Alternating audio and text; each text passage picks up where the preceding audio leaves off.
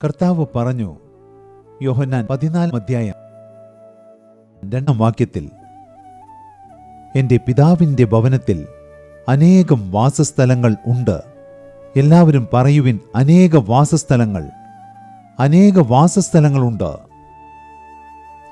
ഇല്ലെങ്കിൽ ഞാൻ നിങ്ങളോട് പറയുമായിരുന്നു, ഞാൻ നിങ്ങൾക്ക് വേണ്ടി ഒരു സ്ഥലം ഒരുക്കുവാൻ പോകുന്നു. കർത്താവ് നമുക്ക് ഓരോരുത്തർക്കായും സ്വർഗരാജ്യത്തിൽ ഒരു സ്ഥലം ഒരുക്കി വെച്ചിട്ടുണ്ട്. അതിനുവേണ്ടിയാണ് യേശു പോയിരിക്കുന്നത്. അതുകൊണ്ട് ഇന്ന് എനിക്ക് അതില്ല, ഇതില്ല, വീടില്ല, ജോലിയില്ല, കുടുംബമില്ല എന്നിങ്ങനെയെല്ലാം പറഞ്ഞ് നിങ്ങൾ കരഞ്ഞുകൊണ്ടിരിക്കുകയാവാം. എന്നാൽ ഇന്ന് കാലത്ത്, യേശുവേ, സ്വർഗത്തിൽ അങ്ങ് എനിക്കൊരു വാസസ്ഥലം ഒരുക്കിയിരിക്കുന്നു, അതിനായി അങ്ങേക്ക് സ്തോത്രമെന്ന് പറയാം. യേശുവേ, എന്നെ രക്ഷിച്ചതിന് അങ്ങേക്ക് സ്തോത്രം, അങ്ങേക്ക് നന്ദി. എനിക്ക് സ്വർഗരാജ്യത്തിൽ മഹനീയമായ ഒരു സ്ഥലമുണ്ട്. അതിനായി നിങ്ങൾ ദൈവത്തിന് സ്തോത്രം ചെയ്യുവിൻ. ഭൂമിയിലും നിങ്ങളുടെ മേൽ സകല അനുഗ്രഹങ്ങളും ചൊരിയുവാൻ തക്കവണ്ണം ദൈവം നിങ്ങളോട് കൃപ ചെയ്യും. ഉയരത്തിലുള്ളവയെ അന്വേഷിക്കുവിൻ, അപ്പോൾ ഭൂമിയിൽ നിങ്ങൾക്ക് സകലതും സമ്പൂർണമായി ലഭിക്കും. പല വർഷങ്ങൾക്ക് മുൻപ് എൻ്റെ പിതാവ് ദുഃഖിച്ചിരിക്കുമ്പോൾ യേശു അദ്ദേഹത്തെ സ്വർഗത്തിലേക്ക് കൂട്ടിക്കൊണ്ടുപോയി അദ്ദേഹത്തെ ആശ്വസിപ്പിക്കുവാൻ. ആ സമയത്ത് ഓരോരോ ആത്മാക്കൾ ദൈവസന്നിധിയിലേക്ക് വരുന്നത് അദ്ദേഹം കണ്ടു. അതിൽ ഒരു സ്ത്രീ വരുമ്പോൾ ദൈവം തന്നെ സിംഹാസനത്തിൽ നിന്ന് ഇറങ്ങിപ്പോയി അവരെ സ്വാഗതം ചെയ്തു. അവരുടെ ശരീരമാസകലം മുറിവുകളായിരുന്നു. ആ സമയത്ത് പരിശുദ്ധാത്മാവ് എൻ്റെ പിതാവിനെ അവരുടെ ജീവിതം മുഴുവൻ കാണിച്ചു കൊടുത്തു. അവർ കർത്താവിനെ ആരാധിച്ച് ജീവിച്ചതുകൊണ്ട് ജീവിതകാലം മുഴുവൻ അവരുടെ ഭർത്താവ് അവരെ നിരന്തരമായി പീഡിപ്പിച്ചിരുന്നു. അവർക്ക് സമാധാനമില്ലായിരുന്നു. എന്നാലും വിശ്വാസത്തോടെ സകല അടികളും ഏറ്റുവാങ്ങി അവർ യേശുവിനെക്കുറിച്ച് സാക്ഷ്യം പറഞ്ഞിരുന്നു. ഇങ്ങനെയുള്ള രക്തസാക്ഷികൾ, ജീവനുള്ള രക്തസാക്ഷികൾ, അവരുടെ രക്തമെന്ന അടിസ്ഥാനത്തിന്മേൽ നിന്നാണ് ഞങ്ങൾ ഇന്ന് പ്രസംഗിക്കുന്നത്. ഓരോ തവണയും ഞങ്ങൾ വടക്കേ ഇന്ത്യയിലേക്ക് പോകുന്ന സന്ദർഭത്തിൽ ഗുജറാത്തിൽ 5 ലക്ഷം പേർ യോഗത്തിൽ പങ്കെടുത്തു. എനിക്കത് വിശ്വസിക്കാനായില്ല. 20,000 പേർ വരുമെന്നാണ് കരുതിയിരുന്നത്. എന്നാൽ 5 ലക്ഷം ജനങ്ങൾ പങ്കെടുത്തു ഗുജറാത്തിലെ യോഗത്തിൽ. അപ്പോൾ പ്രസംഗവേദിയിലേക്ക് ഞാൻ പോകുമ്പോൾ പരിശുദ്ധാത്മാവ് എന്നോട് പറഞ്ഞു, എൻ്റെ മകനെ, ഇത് നിന്റെ വേദിയല്ല, നീ നിമിത്തമല്ല ഈ ജനക്കൂട്ടം വന്നിരിക്കുന്നത്. നീ നിൽക്കുന്നത് രക്തസാക്ഷികളുടെ രക്തം കൊണ്ട് നിർമ്മിക്കപ്പെട്ട വേദിയിലാണ്. എത്രയോ ആളുകൾ എനിക്ക് വേണ്ടി ശുശ്രൂഷ ചെയ്യുവാൻ ഈ സ്ഥലത്തേക്ക് വന്നു. അവർക്ക് ഒരു ആത്മാവിനെ പോലും നേടാനായില്ല. എങ്കിലും അവർ തങ്ങളുടെ രക്തം ചിന്തി. തങ്ങളുടെ ഭാര്യയും മക്കളും അപമാനിക്കപ്പെടുന്നത് അവർ സ്വന്തം കണ്ണുകളാൽ കണ്ടു നിൽക്കേണ്ടി വന്നു. എങ്കിലും വിശ്വാസത്തോടെ അവർ ഈ ദേശങ്ങളിൽ രക്തം ചിന്തി. അവർ വിളവ് കൊയ്തെടുത്തില്ല. എന്നാൽ നിനക്കതിനുള്ള കൃപ നൽകപ്പെട്ടിരിക്കുന്നു. അവരുടെ രക്തം നിമിത്തമാണ് നീ നിൽക്കുന്നത്. ആകയാൽ അതിനുവേണ്ടി എനിക്ക് സ്തോത്രം കരേറ്റു എന്ന് ദൈവം പറഞ്ഞു. ദൈവാത്മാവ് ഇറങ്ങി വന്നു അതിഭയങ്കരമായ പ്രവൃത്തികളെ ചെയ്തു. വരങ്ങൾ വെളിപ്പെട്ടു, അത്ഭുതങ്ങൾ ചെയ്തു. അതിനുശേഷം ഉത്തരേന്ത്യ മുഴുവനും കർത്താവ് നമുക്ക് വേണ്ടി തുറന്നു തന്നു. ഇപ്പോൾ എവിടെ ശുശ്രൂഷ ചെയ്യുവാൻ പോയാലും, ഒറീസയിലായാലും ബീഹാറിലായാലും 3 ലക്ഷം 4 ലക്ഷം ജനങ്ങൾ യോഗങ്ങളിൽ പങ്കെടുത്ത് കർത്താവിനെ മഹത്വപ്പെടുത്തുവാൻ തക്കവണ്ണം ദൈവം കൃപ ചൊരിഞ്ഞിരിക്കുന്നു. രക്ഷ വാരിക്കോരി നൽകുന്നു. കർത്താവ് മഹനീയമായ അത്ഭുതങ്ങൾ ചെയ്തുകൊണ്ടിരിക്കുന്നു. എത്ര വലിയ കൃപയാണിത്! രക്തം ചിന്തിയവർ ഉണ്ട്. നിങ്ങളും യേശുവിനായി എത്രയോ കഷ്ടപ്പെട്ടിരിക്കുന്നു, എത്രയോ ത്യാഗങ്ങൾ ചെയ്തിരിക്കുന്നു, ഭയഭക്തിയോടെ ജീവിക്കുന്നു. കർത്താവ് ഒരിക്കലും അത് മറക്കില്ല. ഒരുപക്ഷെ ഇന്ന് നിങ്ങൾ അതിൻ്റെ ഫലങ്ങൾ നിങ്ങളുടെ കുടുംബത്തിൽ കാണുന്നില്ലായിരിക്കാം. എന്നാൽ നിങ്ങൾ നിമിത്തം, നിങ്ങൾ വിധേയായി വിതയ്ക്കുന്ന നിങ്ങളുടെ ജീവിതം നിമിത്തം യേശുവിനു വേണ്ടി പീഡനങ്ങൾ ഏറ്റുവാങ്ങേണ്ടി വന്നാലും നിങ്ങൾ യേശുവിനെ അനുഗമിക്കുന്ന നിങ്ങളുടെ വിശ്വാസം നിമിത്തം ഇന്ന് ഇന്ത്യയിൽ ലക്ഷക്കണക്കിന് ജനങ്ങളുടെ അനുഗ്രഹങ്ങൾ വർദ്ധിച്ച് പെരുകിക്കൊണ്ടിരിക്കുന്നു. അനേകരിലേക്ക് രക്ഷ ഒഴുകിച്ചെല്ലുന്നു. അത് സ്വർഗത്തിലേക്ക് പോകുമ്പോൾ നിങ്ങൾക്ക് മനസ്സിലാകും. ആ സ്ത്രീയെ കണ്ടപ്പോൾ കർത്താവിന്റെ മനസ്സലിഞ്ഞു. ആ സ്ത്രീ പറഞ്ഞു, കർത്താവേ, എന്നെ നോക്കേണമേ. ജീവിതകാലം മുഴുവൻ അങ്ങയുടെ നാമം നിമിത്തം എനിക്ക് ഒരുപാട് അടികൾ ഏറ്റുവാങ്ങേണ്ടി വന്നു. ലോകപ്രകാരമുള്ള സന്തോഷം എനിക്ക് അല്പം പോലും ലഭിച്ചിട്ടില്ല. എന്നാൽ ഇത്രയും വർഷങ്ങളിലെ കഷ്ടങ്ങൾക്ക് പകരമായി ഇപ്പോൾ അങ്ങയെ ദർശിക്കുന്ന ഈ ഒരു നിമിഷം എത്ര മഹത്വമേറിയതാണ്, എത്രമാത്രം ആനന്ദകരമാണ്. എനിക്ക് പീഡനങ്ങൾ ഉണ്ടായത് നല്ലതാണ്. ഞാൻ അങ്ങയെ കണ്ടു. കർത്താവ് അവരെ തന്നോട് ചേർത്ത് പിടിച്ച് സ്വർഗത്തിലേക്ക് കൊണ്ടുപോയി. കർത്താവ് പറഞ്ഞു, മകളെ, നിനക്ക് വേണ്ടി ഞാൻ ഒരുക്കിയിരിക്കുന്ന മാളിക കാണൂ, മഹത്വത്തെ കാണൂ, ബഹുമാനത്തെ കാണൂ എന്ന് പറഞ്ഞ് അവരെ കൂട്ടിക്കൊണ്ടുപോയി. ആ സ്ഫടിക വാതിൽ വഴി അവരെ കൂട്ടിക്കൊണ്ടുപോയി. പോകുമ്പോൾ അവരുടെ ദുഃഖമെല്ലാം സന്തോഷമായി തീർന്നു. ഈ സ്വർഗത്തിൽ അനുഗ്രഹങ്ങൾ ഒരുക്കപ്പെടുമ്പോൾ എന്താണ് സംഭവിക്കുന്നത്? ഭൂമിയിലും അനുഗ്രഹങ്ങൾ ഒരുക്കപ്പെട്ടുകൊണ്ടേയിരിക്കുന്നു. ഭൂമിയിൽ എപ്പോഴാണ് അനുഗ്രഹങ്ങൾ ഉണ്ടാകുന്നത്? സ്വർഗത്തിൽ നമ്മൾ സമ്പത്ത് സ്വരൂപിച്ചുകൊണ്ടിരിക്കുമ്പോൾ. അതുകൊണ്ടാണ് നമ്മൾ ഇനിയും വിശുദ്ധമായി നമ്മുടെ ജീവിതത്തെ ദൈവത്തിന് സമർപ്പിക്കുന്നത്. സ്വർഗത്തിലെ 3 സ്ഥലങ്ങളുണ്ട്. There are 3 levels in heaven. പൗലോസ് പറയുന്നു 2 കൊരിന്ത്യർ 12:2-4 വാക്യങ്ങളിൽ, ഞാൻ 3-ാം സ്വർഗത്തിലേക്ക് എടുക്കപ്പെട്ടു. He was taken to the 3rd heaven. ആകയാൽ 1-ാമത്തെ സ്വർഗലോകവും 2-ാമത്തെ സ്വർഗലോകവും 3-ാമത്തെ സ്വർഗലോകവും ഉണ്ട്. സ്വർഗത്തിൽ 3 തലങ്ങളുണ്ട്. 1-ാമത്തെ ആകാശം, 2-ാമത്തെ ആകാശം, 3-ാമത്തെ ആകാശം. അതിനെക്കുറിച്ചും കർത്താവ് വ്യക്തമായി പറയുന്നുണ്ട്. നോക്കുവിൻ, മത്തായി 10-ാം അധ്യായം 41-42 വാക്യങ്ങളിൽ, പ്രവാചകൻ എന്ന് വെച്ച് പ്രവാചകനെ കൈക്കൊള്ളുന്നവനെ പ്രവാചകന്റെ പ്രതിഫലം ലഭിക്കും. നീതിമാൻ എന്ന് വെച്ച് നീതിമാനെ കൈക്കൊള്ളുന്നവനെ നീതിമാന്റെ പ്രതിഫലം ലഭിക്കും. ശിഷ്യൻ എന്ന് വെച്ച് ഈ ചെറിയവരിൽ ഒരുത്തനെ ഒരു പാനപാത്രം തണ്ണീർ മാത്രം കുടിപ്പാൻ കൊടുക്കുന്നവനെ പ്രതിഫലം കിട്ടാതെ പോകയില്ല എന്ന് ഞാൻ സത്യമായിട്ട് നിങ്ങളോട് പറയുന്നു. ശിഷ്യന്മാർക്കായുള്ള ഒരു സ്വർഗം, നീതിമാന്മാർക്കുള്ള ഒരു സ്വർഗം, കൂടാതെ എപ്പോഴും ദൈവത്തിൻ്റെ സന്നിധിയിൽ ആയിരിക്കുന്ന പ്രവാചകന്മാർക്കുള്ള ഒരു സ്വർഗം. 3 സ്വർഗങ്ങൾ ഉണ്ട്. ശിഷ്യന്മാർക്കുള്ള ഒരു സ്വർഗം. ആരാണ് ശിഷ്യന്മാർ? യോഹന്നാൻ 8-ാം അധ്യായം 31-32 വാക്യങ്ങൾ നിങ്ങൾ വായിക്കുമ്പോൾ, ദൈവവചനം സ്വീകരിച്ച് കർത്താവിൻ്റെ ഉപദേശത്തിൽ നിലനിൽക്കുമ്പോൾ സത്യമായും നമ്മൾ കർത്താവിൻ്റെ ശിഷ്യന്മാരായി മാറുന്നു. അതിനുവേണ്ടിയാണ് നമ്മൾ ദൈവാലയത്തിൽ വരുന്നത്. ദൈവത്തിൻ്റെ ഉപദേശങ്ങൾ നല്ലവണ്ണം പഠിച്ച് ആ വചനങ്ങൾ അനുസരിച്ച് ജീവിക്കുന്നതിന് വേണ്ടി.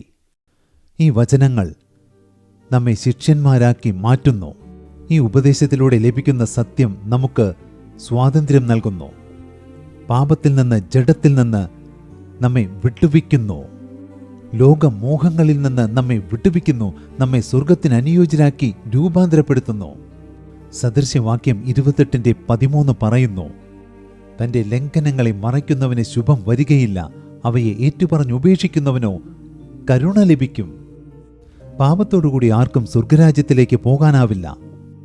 ലൂക്കോസ് 23:42-43 വാക്യങ്ങളിൽ കർത്താവ് ക്രൂശിൽ തൂങ്ങിക്കിടക്കുമ്പോൾ യേശുവിനെ നോക്കിക്കൊണ്ട് ആ കള്ളൻ പറയുന്നു, കർത്താവേ, നീ രാജ്യത്വം പ്രാപിക്കുമ്പോൾ എന്നെയും ഓർക്കേണമേ. അപ്പോൾ കർത്താവ് പറയുന്നു, ഇന്ന് നീ എന്നോടുകൂടെ പറുദീസയിൽ ഇരിക്കും. കർത്താവ് അവനെ രൂപാന്തരപ്പെടുത്തി, ശിഷ്യനാക്കി തീർത്തു. ശിഷ്യന്മാർക്കുള്ള ഒരു സ്ഥലമുണ്ട്. അതാണ് ഒന്നാമത്തെ സ്വർഗം. അവസാന നിമിഷത്തിൽ രക്ഷ പ്രാപിക്കുന്നവർ എല്ലാവരും ആ സ്വർഗത്തിലേക്ക് പോകുന്നു. പ്രിയപ്പെട്ടവരെ, ശിഷ്യന്മാർക്ക് വേണ്ടിയുള്ള ഒരു സ്ഥലമുണ്ട്. തീർച്ചയായും സ്വർഗരാജ്യത്തിൽ നമുക്കൊരിടമുണ്ട്. ഓരോ ദേശത്തും ടെലിവിഷൻ നെറ്റ്വർക്കുകൾ എന്നെ ഇന്റർവ്യൂ ചെയ്യുമ്പോൾ എന്നോട് ചോദിക്കാറുണ്ട്, ജീസസ് കോൾസിൽ ഒരുപാട് നല്ല പ്രവൃത്തികൾ നിങ്ങൾ ചെയ്തിട്ടുണ്ട്, അതുപോലെ തന്നെ കാരുണ്യയിലും സീഷയിലൂടെ ഒരുപാട് പാവപ്പെട്ടവരെ സഹായിച്ചിരിക്കുന്നു. ഇനി അടുത്ത പ്രോജക്റ്റ് എന്താണ്? ഞാൻ പറയും, അടുത്ത പ്രോജക്റ്റ് സ്വർഗത്തിൽ എത്തിച്ചേരുക എന്നതാണ്. ലോകത്തിൽ എന്തെല്ലാം നല്ല കാര്യങ്ങൾ ചെയ്താലും അതൊന്നും ഒരു നേട്ടമല്ല. എങ്ങനെയെങ്കിലും ആ ശിഷ്യനെ പോലെ സ്വർഗത്തിൽ എത്തിച്ചേരണം. എനിക്ക് അത് മാത്രം മതി. രണ്ടാമതായി, നീതിമാന്മാർക്കുള്ള സ്വർഗം. നീതിമാന്മാർക്ക് വേണ്ടി സവിശേഷമായി ഒരുക്കിയിരിക്കുന്ന സ്വർഗം.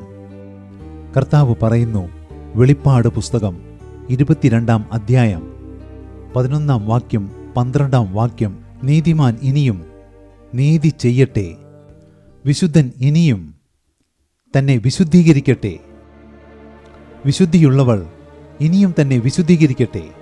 രക്ഷ പ്രാപിച്ചാൽ മാത്രം പോരാ, വിശുദ്ധരായി തീരണം.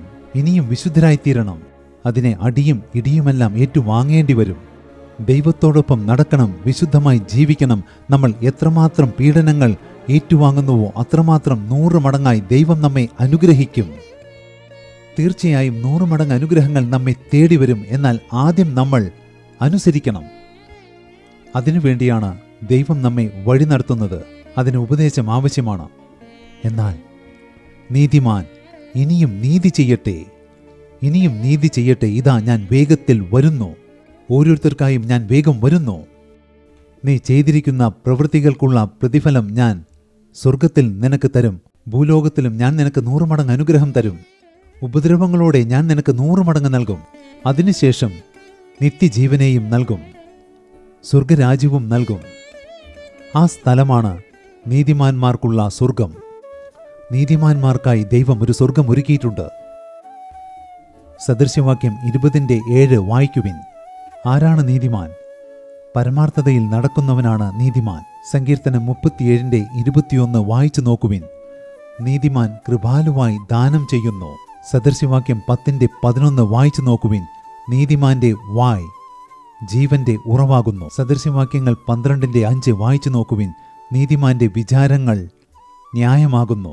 സദൃശ്യവാക്യം 29:7 വായിച്ചു നോക്കുവിൻ. നീതിമാൻ അഗതികളുടെ കാര്യം അറിയുന്നു. ഇതെല്ലാമാണ് നീതിമാന്മാർക്കുള്ള ആത്മാവ്. ഇതുപോലെ അധികമായി നീതി ചെയ്യുവിനെന്ന് കർത്താവ് പറയുന്നു. യെഹെസ്കേൽ 14:14 വാക്യത്തിൽ നമ്മൾ 3 നീതിമാന്മാരെക്കുറിച്ച് വായിക്കുന്നുണ്ട്. ഒന്നാമത്തേത് നോഹ, രണ്ടാമത്തേത് ദാനിയേൽ, മൂന്നാമത്തേത് ഇയ്യോബ്. നോഹയെ നോക്കുവിൻ. അവൻ പെട്ടകം പണിതു. ആ പെട്ടകത്തിൽ അവൻ ആരെയാണ് കയറ്റിയത്? അവൻ്റെ കുടുംബത്തിലെ അംഗങ്ങളെ. നമ്മൾ ഓരോരുത്തരും നമ്മുടെ കുടുംബത്തിലെ ഓരോ അംഗങ്ങളെയും കർത്താവിൻ്റെ പെട്ടകത്തിലേക്ക് കൂട്ടിക്കൊണ്ടു പോകണം. അതാണ് നീതിമാർഗം. അപ്പൻ എങ്ങനെയാണോ അതുപോലെ തന്നെ മക്കളുമായിരിക്കും.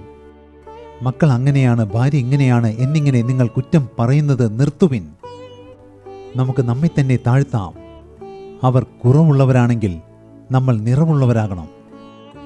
നാം നമ്മെ തന്നെ താഴ്ത്തി നമ്മുടെ അഹങ്കാരം വെടിഞ്ഞ് സ്നേഹത്തോടെ അവർക്ക് വേണ്ടി ഉപവസിച്ച് പ്രാർത്ഥിക്കുമ്പോൾ, അവരെ വഹിച്ച് വഴി നടത്തുമ്പോൾ അവർ എല്ലാവരും ദൈവമക്കളായി തീരും.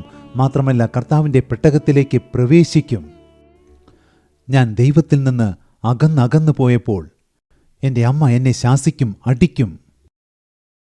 എൻ്റെ പിതാവ് പ്രസംഗിച്ച് ജനങ്ങൾക്ക് വേണ്ടി മനസ്സലിവോടെ കരഞ്ഞ് പ്രാർത്ഥിച്ച് വീട്ടിലേക്ക് തിരിച്ചു വരും. അപ്പോൾ അമ്മ പറയും, ഇവൻ ചെയ്ത കാര്യം അറിയാമോ?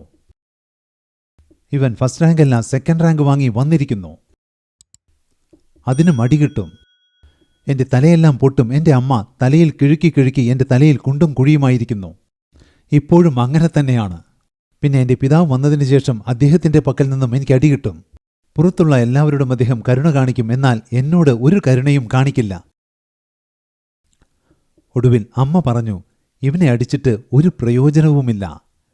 ഇവൻ ദൈവത്തിൽ നിന്ന് കൂടുതൽ അകലുകയാണ്. അതിനാൽ ഞാൻ ഓരോ ചൊവ്വാഴ്ചയും ഇവനു വേണ്ടി ഉപവസിച്ച് പ്രാർത്ഥിക്കട്ടെ. ഏതാനും ചില ആഴ്ചകൾക്കുള്ളിൽ കർത്താവിനെ രക്ഷിച്ചു, എന്നെ അഭിഷേകം ചെയ്തു. എൻ്റെ പിതാവ് പ്രസംഗിക്കുമ്പോൾ എൻ്റെ അമ്മയുടെ അടുത്തിരുന്ന് ഞാൻ തറയിൽ വീണ് നിലത്തുരുണ്ടു നിലവിളിച്ച് പ്രാർത്ഥിച്ച് കർത്താവിനെ രക്ഷിതാവായി സ്വീകരിച്ചു. അതാണ് എൻ്റെ സാക്ഷ്യം. മാതാപിതാക്കളുടെ കാൽക്കലിരുന്ന് മകൻ രക്ഷിക്കപ്പെടുന്നതാണ് മകനെ പെട്ടകത്തിനുള്ളിലേക്ക് കൊണ്ടുവരിക എന്നത്. മാതാപിതാക്കൾ അങ്ങനെയുള്ളവരായിരിക്കണം. നാളിതുവരെ ഓരോ ചൊവ്വാഴ്ചയും അമ്മ എനിക്ക് വേണ്ടി ഉപവസിച്ച് പ്രാർത്ഥിക്കുന്നു. അതുകൊണ്ടാണ് ഞങ്ങൾ ഇന്ന് നിലനിന്ന് പോകുന്നത്. എല്ലാവരും പെട്ടകത്തിനുള്ളിലാണ്. എൻ്റെ പിതാവ് പെട്ടകത്തിനുള്ളിലായിരുന്നു. അദ്ദേഹം പീഡനങ്ങൾ ഏറ്റുവാങ്ങിയെങ്കിലും കർത്താവ് കാത്തു. അങ്ങനെയുള്ള ഒരു നോഹയായി കർത്താവ് നിങ്ങളെ ആക്കി വെച്ചിരിക്കുന്നു, ഉപയോഗിച്ചുകൊണ്ടിരിക്കുന്നു. നിങ്ങളുടെ മക്കൾ എല്ലാവരും ദൈവത്താൽ ഉപദേശിക്കപ്പെട്ടവരായിരിക്കും. അവരുടെ സമാധാനം വലുതായിരിക്കും. അവർ നിമിത്തം ഒരു പുതിയ സമൂഹം ഉയർത്തെഴുന്നേൽക്കും. നോഹയുടെ മക്കൾ മുഖാന്തരമാണ് ഭൂമിയിൽ പുതിയൊരു സമൂഹം ഉടലെടുത്തത്. അങ്ങനെ നിങ്ങളിലൂടെ കർത്താവ് പുതിയൊരു തലമുറയെ, സമൂഹത്തെ വാർത്തെടുക്കും. അതുമാത്രമല്ല, ഇയ്യോബിനെ നോക്കുവിൻ.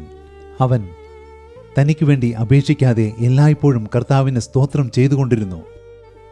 എപ്പോഴും സ്തോത്രം ചെയ്തുകൊണ്ടിരുന്നു. ഇയ്യോബ് 40:3 മുതൽ 5 വരെയുള്ള വാക്യങ്ങളിൽ അവൻ പറയുന്നു, ഞാൻ ഉത്തരം പറയില്ല. ഞാൻ അങ്ങേക്കായി കാത്തിരിക്കും, അങ്ങേക്ക് സ്തോത്രം ചെയ്യും. കർത്താവ് തന്നു, കർത്താവ് എടുത്തു, കർത്താവിൻ്റെ നാമത്തിന് സ്തോത്രം. അത് നിമിത്തം അവനെ കളിയാക്കിയവരെ, അന്യായമായി കുറ്റം വിധിച്ചവരെ അവർ രക്ഷ പ്രാപിക്കുന്നതിനു വേണ്ടി ദൈവം അവരെ അവൻ്റെ അടുക്കലേക്ക് പറഞ്ഞയക്കുന്നു. അവരുടെ ബലിയെ സ്വീകരിച്ച് അവർക്കു വേണ്ടി പ്രാർത്ഥിക്കുന്നതിനെ. അവൻ പ്രാർത്ഥിക്കുന്നു. കർത്താവ് അവൻ്റെ സ്ഥിതിക്ക് ഭേദം വരുത്തി അവനെ 2 മടങ്ങ് അനുഗ്രഹം നൽകി. അതിനുവേണ്ടിയാണ് ദൈവം നമ്മെ നിയോഗിച്ചിരിക്കുന്നത്. ഭൂമിയിലെ, ദേശത്തിലെ എല്ലാവരെയും കുറ്റം വിധിക്കുവാൻ ദൈവം നമ്മെ ഇവിടെ ആക്കി വയ്ക്കുന്നില്ല. നല്ലവരുടെ മേലും ദുഷ്ടന്മാരുടെ മേലും ദൈവം തൻ്റെ മഴയെ പെയ്യിക്കുന്നു, സൂര്യനെ ഉദിപ്പിക്കുന്നു. അതാണ് ദൈവസ്നേഹം. അതേ സ്നേഹത്തോടെ നമ്മെ വെറുക്കുന്നവർക്ക് വേണ്ടി, കുറ്റപ്പെടുത്തുന്നവർക്ക് വേണ്ടി നമ്മൾ പ്രാർത്ഥിക്കുന്നു, അവരെ അനുഗ്രഹിക്കുന്നു. 85-ാം വർഷത്തിൽ എൻ്റെ പിതാവിൻ്റെ കിഡ്നി പൂർണ്ണമായി പ്രവർത്തനരഹിതമായി തീർന്നു. ആഴ്ചയിൽ 3 ദിവസം ഡയാലിസിസ്. ഒരു ദിവസം അങ്ങനെ കിടക്കുമ്പോൾ, അപ്പോൾ ക്രിസ്തീയ മാസികകൾ ഉണ്ടായിരുന്നു. ഭാഗ്യത്തിന് വാട്സപ്പ് ഇല്ലായിരുന്നു. ക്രിസ്തീയ മാസികകളിൽ എഴുതി, ബ്രദർ ദിനകരൻ മരിച്ചു പോയിരിക്കുന്നു, യേശു വിളിക്കുന്ന ശുശ്രൂഷ അവസാനിച്ചു, ഹല്ലേലൂയ. ഇനി അദ്ദേഹം തിരിച്ചു വരില്ല. അങ്ങനെയെല്ലാം എഴുതി. വെറുതെ നുണ പറയുന്നു എന്നെല്ലാവരും എഴുതി. അത് കട്ട് ചെയ്ത് വിശ്വാസികൾ ഞങ്ങൾക്കയക്കും. അത് കണ്ടപ്പോൾ അദ്ദേഹത്തിൻ്റെ മനം തകർന്നു. ഭാവി എന്തായിത്തീരുമെന്നറിയാത്ത അവസ്ഥ. അപ്പോൾ കർത്താവ് പറഞ്ഞു, എൻ്റെ മക്കളെ, അവർ നിങ്ങളെ രൂക്ഷമായി നിന്ദിക്കും തോറും ഞാൻ നിങ്ങളെ അനുഗ്രഹിച്ച് അനുഗ്രഹിച്ച് അനുഗ്രഹിച്ച് വർദ്ധിപ്പിക്കും. നിങ്ങളെ വർദ്ധിപ്പിക്കും. നിങ്ങൾ വായടച്ച് മിണ്ടാതിരിക്കുവിൻ. ഇയ്യോബ് തൻ്റെ വായ് പൊത്തിയതുപോലെ മിണ്ടാതിരിപ്പിൻ. എനിക്ക് സ്തോത്രം ചെയ്യുവിൻ. ഞാനാണ് നിങ്ങളെ വിളിച്ചത്. ഞാനാണ് നിങ്ങളുടെ വിശ്വാസം, നിങ്ങളുടെ ഭാവി. അതുപോലെ തന്നെ കർത്താവ് ഞങ്ങളെ ഉന്നതങ്ങളിലേക്ക് ഉയർത്തി. അതുപോലെ തന്നെയാണ് കർത്താവ് നമ്മയും നീതിമാന്മാരാക്കി വെച്ചിരിക്കുന്നത്. നമുക്ക് സ്വർഗത്തിൽ ഒരു സ്ഥലമുണ്ട്. ഇയ്യോബിനെ അനുഗ്രഹിച്ചവൻ നമ്മെയും അനുഗ്രഹിക്കും. ദാനിയേൽ തനിക്കു വേണ്ടി പ്രാർത്ഥിച്ചില്ല, തൻ്റെ ജനത്തിനു വേണ്ടി പ്രാർത്ഥിച്ചില്ല. രാജാക്കന്മാർ ഞങ്ങളെ ഉപദ്രവിക്കുന്നു എന്ന് പറഞ്ഞുകൊണ്ട് അവർക്ക് വിരോധമായി പ്രാർത്ഥിച്ചില്ല. മറിച്ച്, കർത്താവേ, എൻ്റെ പാപത്തെ ക്ഷമിക്കണമേ, ജനത്തിൻ്റെ പാപത്തെയും എന്ന് പ്രാർത്ഥിച്ചു. ദൈവദൂതൻ ഇറങ്ങി വന്നു. അവൻ പറഞ്ഞു, നീ ദൈവത്തിന് പ്രിയനാകയാൽ നിന്റെ യാചനകളുടെ ആരംഭത്തിങ്കിൽ നിന്ന് തന്നെ സ്വർഗത്തിൽ നിന്ന് കൽപ്പന പുറപ്പെട്ടിരിക്കുന്നു. അതാണ് 2ാമത്തെ ഭാഗം. ദൈവം നീതിമാന്മാരുടെ യാചനകൾ കേട്ട് ദൈവദൂതന്മാരെ നമ്മുടെ ഇടയിലേക്ക് അയക്കുന്നു. അതേ ദൂതന്മാരുടെ സന്നിധിയിൽ സ്വർഗത്തിൽ നമ്മെ പാർപ്പിക്കുകയും ചെയ്യുന്നു. കർത്താവിൻ്റെ മഹത്വം നമ്മെ നിറയ്ക്കുന്നു. എൻ്റെ പിതാവ് ഒരു തവണ സ്വർഗത്തിലേക്ക് എടുക്കപ്പെട്ട സന്ദർഭത്തിൽ അദ്ദേഹം ഈ സ്വർഗലോകത്തിൽ മൂപ്പന്മാരുടെ ഒരു കൂട്ടത്തെ കണ്ടു. ഒരു വലിയ മണ്ഡപം, അവിടെ യേശുക്രിസ്തു ഇരിക്കുന്നു. ഒരു ഭാഗത്ത് അബ്രഹാം, ഇസഹാക്ക്, യാക്കോബ്, പഴയ നിയമത്തിലെ പൂർവ്വപിതാക്കന്മാർ.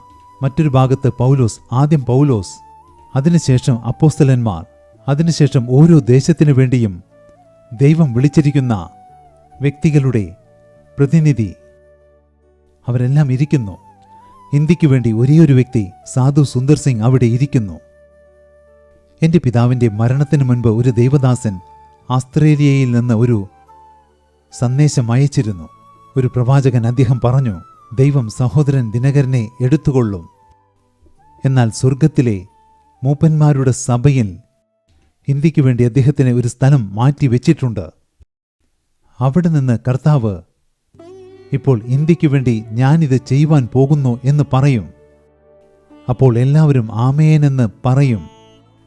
ഇതിനെക്കുറിച്ച് സങ്കീർത്തനം 82:1, 89:7, 111:1 എന്നിങ്ങനെ നിരവധി വാക്യങ്ങളിൽ കാണാം. കർത്താവ് തൻ്റെ പ്രവാചകന്മാരോട് പറയാതെ താനായിട്ട് ഒന്നും ചെയ്യില്ല. അതെ, ചിലപ്പോൾ പൗലോസ് മാത്രം എഴുന്നേറ്റ് നിന്ന് സംസാരിക്കും. ആ മഹനീയമായ സ്ഥലത്തിൽ ദൈവം നമ്മയും കൊണ്ടുപോയി ചേർക്കും. അത് നീതിമാൻ അനുയോജ്യമായ പ്രതിഫലമാണ്. അവസാനമായി വേദത്തിൽ 3-ാം സ്വർഗത്തെക്കുറിച്ച് പറയുന്നുണ്ട്. 1 തിമോത്തിയോസ് 6:16 അത് ആർക്കും അടുത്തുകൂടാനാകാത്ത വെളിച്ചമുള്ള സ്ഥലമാണ്. പിതാവായ ദൈവം അവിടെയാണുള്ളത്. ആ സ്ഥലത്തിരുന്ന് ദൈവം ഇയ്യോബ് 25:2 ഉന്നതങ്ങളിൽ സമാധാനം പാലിക്കുന്നു. അതുകൊണ്ടാണ് ഇന്നും ലോകം നശിക്കാതിരിക്കുന്നത്. ദൈവം സമാധാനത്തെ ഉണ്ടാക്കി ലോകത്തെ കാത്തു പരിപാലിച്ചുകൊണ്ടിരിക്കുന്നു. ആ സമാധാനം വർദ്ധിച്ചുകൊണ്ടേയിരിക്കുന്നു. ദൈവം ആ സ്ഥലത്തിരിക്കുന്നു. എൻ്റെ പിതാവ് യേശു മുഖാന്തരം സർവശക്തനായ ദൈവത്തിൻ്റെ സന്നിധിയിലേക്ക് ചെന്നപ്പോൾ പുത്രനായ യേശുവിനെ നമ്മെ അങ്ങോട്ട് കൊണ്ടുപോകാനാവൂ? ദൈവം ചോദിച്ചു, എൻ്റെ മകനെ, നിനക്ക് എന്തു വേണം? ദൈവം സംസാരിച്ചപ്പോൾ ആ സ്ഥലമെല്ലാം നടുങ്ങി. എൻ്റെ പിതാവിൻ്റെ അസ്ഥികൾ ഒടിയുന്നത് പോലെ അദ്ദേഹത്തിന് തോന്നി. എൻ്റെ പിതാവ് പറഞ്ഞു, ദൈവമേ, എനിക്ക് അങ്ങയുടെ പരിശുദ്ധാത്മാവിൻ്റെ കൃപാവരങ്ങൾ വേണം. ദൈവം ചോദിച്ചു, നിനക്ക് പരിശുദ്ധാത്മാവിൻ്റെ കൃപാവരങ്ങളാണോ എന്നെയാണോ വേണ്ടത്? അപ്പോൾ എൻ്റെ പിതാവ് പരിശുദ്ധാത്മാവിനാൽ നിറഞ്ഞുകൊണ്ട് പറഞ്ഞു, എനിക്ക് അങ്ങയെ തന്നെ വേണം. കർത്താവ് അദ്ദേഹത്തെ നിറച്ചു. കോടിക്കണക്കിന് ജനങ്ങൾക്ക് അനുഗ്രഹങ്ങൾ പകർന്നു നൽകി. ഈ 3 സ്വർഗങ്ങളെയും കർത്താവ് നമുക്ക് വേണ്ടി ഒരുക്കി വെച്ചിരിക്കുന്നു. സന്തോഷത്തോടെ നമ്മുടെ ജീവിതത്തെ കർത്താവിൻ്റെ കരങ്ങളിൽ സമർപ്പിക്കാം. നമുക്കൊരു വിശ്വാസമുണ്ട്. ഈ ലോകത്തിൽ കഷ്ടങ്ങളുണ്ട്, എങ്കിലും ധൈര്യപ്പെടുവിൻ, ഞാൻ ലോകത്തെ ജയിച്ചിരിക്കുന്നു. നമുക്കെല്ലാവർക്കും കണ്ണുകൾ അടയ്ക്കാം. കർത്താവിങ്കിലേക്ക് നോക്കാം. ഞങ്ങളുടെ പിതാവേ, ഈ ലോകത്തിൽ ഞങ്ങൾ നിസ്സാരമായ ഉപദ്രവങ്ങളിലൂടെ മാത്രമേ കടന്നു പോകുന്നുള്ളൂ. എന്നാൽ സ്വർഗരാജ്യത്തിന്റെ മഹത്വം ഞങ്ങൾക്ക് വേണ്ടി ഒരുക്കി വെച്ചിരിക്കുന്നതിനാൽ അങ്ങേക്ക് ഞങ്ങൾ സ്തോത്രം ചെയ്യുന്നു. എല്ലാവരും ഹൃദയം തുറന്ന് കർത്താവിനോട് നന്ദി പറയുവിൻ. ദൈവം സ്വർഗീയ മഹത്വം നമുക്ക് വേണ്ടി കാത്തു സൂക്ഷിക്കുന്നതിനാൽ, കർത്താവ് നമുക്ക് വിശ്വാസം നൽകിയിരിക്കുന്നതിനാൽ ഹൃദയപൂർവ്വം ദൈവത്തോട് നന്ദി പറയുവിൻ. യേശുവേ, ഈ പ്രഭാതവേളയിലും അങ്ങയുടെ മഹത്വം ഇവിടെ ആയിരിക്കുന്ന ഓരോരുത്തരെയും നിറയ്ക്കട്ടെ. എല്ലാ ദുഃഖവും സന്തോഷമായി മാറട്ടെ. രോഗമുള്ള ഓരോ ശരീരത്തിലേക്കും അങ്ങയുടെ അതുല്യ ശക്തി പാഞ്ഞു ചെല്ലട്ടെ. ഓരോരുത്തർക്കും സൗഖ്യം നൽകണമേ. അങ്ങയുടെ മഹത്വം വെളിപ്പെടട്ടെ. വിശുദ്ധി പെരുകട്ടെ. നീതി പെരുകട്ടെ. രക്ഷ വർദ്ധിച്ചു പെരുകട്ടെ. കുടുംബത്തിലെ എല്ലാവരും അങ്ങയുടെ പെട്ടകത്തിലേക്ക് പ്രവേശിക്കുന്നതിനുള്ള കൃപ അങ്ങ് ചൊരിയണമേ. കർത്താവെ, അങ്ങയോടൊപ്പം നടക്കുവാനും അങ്ങയുടെ വരങ്ങൾ പ്രാപിച്ച് ഭൂമിയിൽ സമാധാനം കൊണ്ടുവരുവാനും സുവിശേഷകന്റെ പാദങ്ങളെപ്പോലെ ഞങ്ങളുടെ പാദങ്ങളും മാറുവാനും ഇന്നത്തെ ദിവസം ഞങ്ങളെ തന്നെ അങ്ങേക്ക് സമർപ്പിക്കുന്നു. അങ്ങ് ഞങ്ങളെ അടക്കി വാഴണമേ. സകല മഹത്വവും അങ്ങേക്ക്. യേശുവിന്റെ നാമത്തിൽ ഞങ്ങൾ യാചിക്കുന്നു, നല്ല പിതാവേ. ആമേൻ.